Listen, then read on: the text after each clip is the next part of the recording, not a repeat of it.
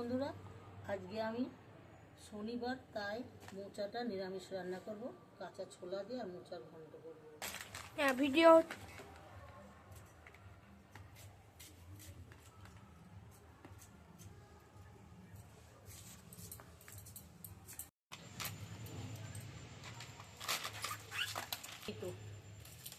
মোচার ভিতরে একটা শীষ আছে, এই শীষটা আমি এইভাবে কাটলে তাড়াতাড়ি হয়ে যায়, আর ওই এক একটা করে বাছলে বহুত সময় লাগে। মোচাটা কেটে আমি ভালো করে ধুয়ে নিয়েছি, 5-6 বার ধুয়ে নিয়েছি। মোচাটা আমি সিদ্ধ বসাবো।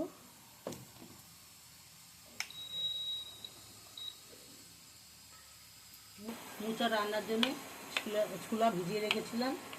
এখানে আলু আছে, কিছুটা আদা কুচি আছে, টমেটো আছে, কাঁচা লঙ্কা আছে, এটা পোড়নের জন্য জিরে, শুকনো লঙ্কা, আর এখানে তেল আছে।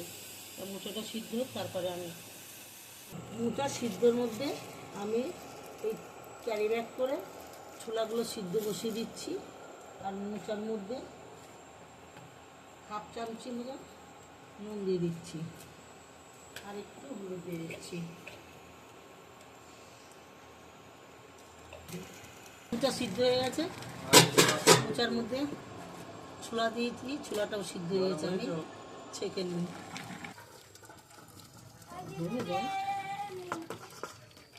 আর কি করবো, থেকে বসিয়েছি, গ্যাসটা ধরিয়ে, তা কড়াই গরম হয়ে গেছে, তেল দিয়ে দিচ্ছি,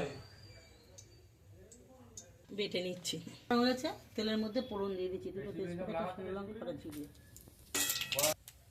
ফোড়নটা পুড়ে গেছে, এবার আমি আলু দিয়ে দিচ্ছি। আলু ভাজা হয়েছে, আলুর মধ্যে সিদ্ধ ছোলা দিয়ে দিচ্ছি।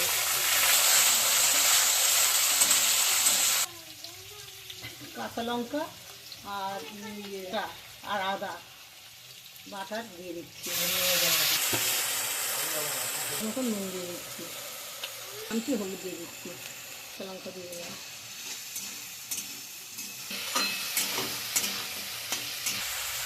বড় চামচি 1 চামচি চিনি দিচ্ছি, চিনিটা দিয়ে একটু স্বাদ হয়।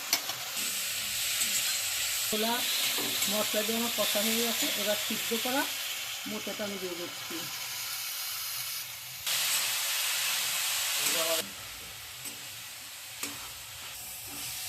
আর একটু কষা হবে, তাকে জল দিয়ে দেবো।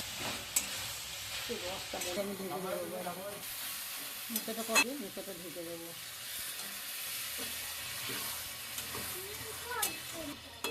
মিনিট 5-7-এর জন্য চাপা দিয়ে রাখলাম। চাপাটা খুলে দিচ্ছি। মোচাটা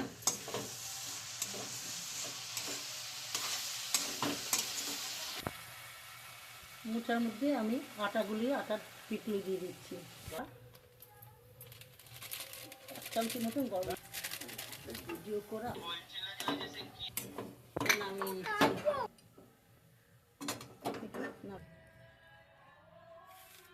হয়ে গেছে, মোচাটা আমি নামিয়ে রাখছি।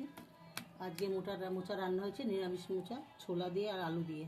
মোচা রান্না দেখে আপনাদের যদি ভালো লাগে, আপনারা আমাকে সাবস্ক্রাইবার এবং একটা লাইক করবেন।